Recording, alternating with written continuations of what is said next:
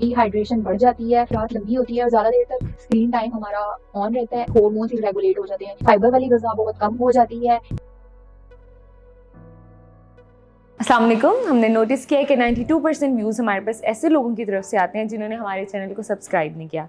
तो आज हम मरहम की तरफ से आपके पास रिक्वेस्ट करने आए हैं कि आप हमारे चैनल को सब्सक्राइब करें ताकि हम और इन्फॉर्मेटिव कंटेंट और अच्छे डॉक्टर्स अपने प्लेटफॉर्म पर ला सकें। Thank you. I am dietitian Misbah Ishaq and I am recently working as a clinical nutritionist at Ahmed Medical Complex and Marham।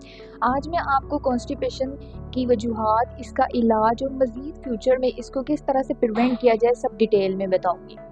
सर्दी का मौसम बहुत आरामदेह होता है एंड गर्म खाने होते हैं जिनमें फ़ैट का कंटेंट ज़्यादा होता है। हमारा एक्टिविटी लेवल बहुत स्लो होता है जो कि कब्ज़ को प्रमोट करता है। सारा दिन बिस्तर में पड़े रहते हैं और जो लोग पहले एक्सरसाइज जिम या वर्कआउट करते हैं वो भी ज़्यादा सर्दी होने की वजह से छोड़ देते हैं, जो हमारी गट मोटिलिटी को स्लो कर देता है।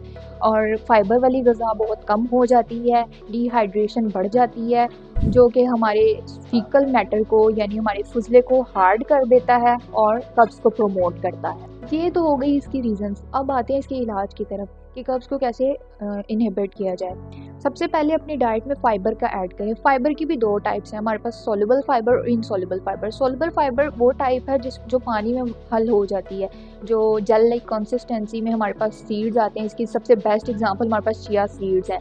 अगर हम 2 चम्मच चिया सीड्स को पानी में भिगो के रखते हैं और उसको खाली पेट कंज्यूम करते हैं तो कब्ज़ में बहुत हद तक हमें रिलीफ देता है। इसमें हमारे पास कच्ची सब्जियां और छिलके के साथ फल भी आ जाते हैं। दूसरी इसकी जो टाइप है वो है इनसॉल्युबल फाइबर। इनसॉल्युबल फाइबर में हमारे पास जो है होल व्हीट, चक्की का आटा, छान वाली चीज़ें यानी चोकर और ये सब चीज़ें आ जाती हैं। तो इन सब चीज़ों को अपनी डाइट में ऐड करें। दूसरे नंबर पे पानी का ऐड अपनी डाइट में करें क्योंकि सर्दी में मौसम ठंडा होता है, पसीना नहीं आता है और प्यास की तलब नहीं महसूस होती और हम सारा दिन पानी नहीं पीते जो कि डिहाइड्रेशन का सबब बनता है और कब्ज़ को प्रमोट करता है। तो डेली अपनी डाइट में एटलीस्ट 8 से 10 ग्लास पानी को लाजमी ऐड करें। फिर उसके बाद तीसरे नंबर पे हमारे पास आ जाती है हमारी नींद। हमें पता है कि रात लंबी होती है और ज़्यादा देर तक स्क्रीन टाइम हमारा ऑन रहता है एंड देर तक सोने की वजह से कब्ज़ में प्रमोशन मिलती है, हमारे हार्मोन्स इरेगुलेट हो जाते हैं जो कि कॉर्टिसोल हार्मोन और मेलाटोनिन हार्मोन हमारा प्रोड्यूस होना चाहिए वो ख़राब हो जाता है जो हमारी कब्ज़ की वजह बनता है। फिर इसके बाद चौथे नंबर में हमारे पास स्ट्रेस आ जाता है। जैसे सर्दी का मौसम बहुत ही सुस्त होता है, ज़्यादा देर तक बिस्तर में पड़े रहते हैं और उदासी की वजह से हमारे हार्मोन्स इम्बैलेंस हो जाते हैं और स्ट्रेस को प्रमोट करते हैं। तो स्ट्रेस को मैनेज करने के लिए डीप ब्रीथिंग एक्सरसाइजेस की तरफ लेके जाएं खुद को।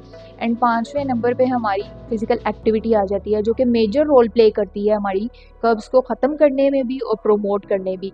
एटलीस्ट 30 मिनट्स की फ़िज़िकल एक्टिविटी लाजमी अपनी पूरे दिन में ऐड करें ताकि मज़ीद कब्ज़ से बचा जा सके और हमारे जो गट की हेल्थ को इम्प्रूव किया जा सके, क्योंकि जो हमारे गट की मोटिलिटी स्लो होती है और दूसरे फैक्टर्स उसके साथ एक्टिवेट हो के हमारी कब्ज़ को प्रमोट करते हैं। मज़ीद क्वेरीज़ के लिए आप कमेंट सेक्शन में पूछ सकते हैं और मुझसे ऑनलाइन अपॉइंटमेंट लेने के लिए आप मरहम की ऐप के थ्रू अपॉइंटमेंट बुक करवा सकते हैं।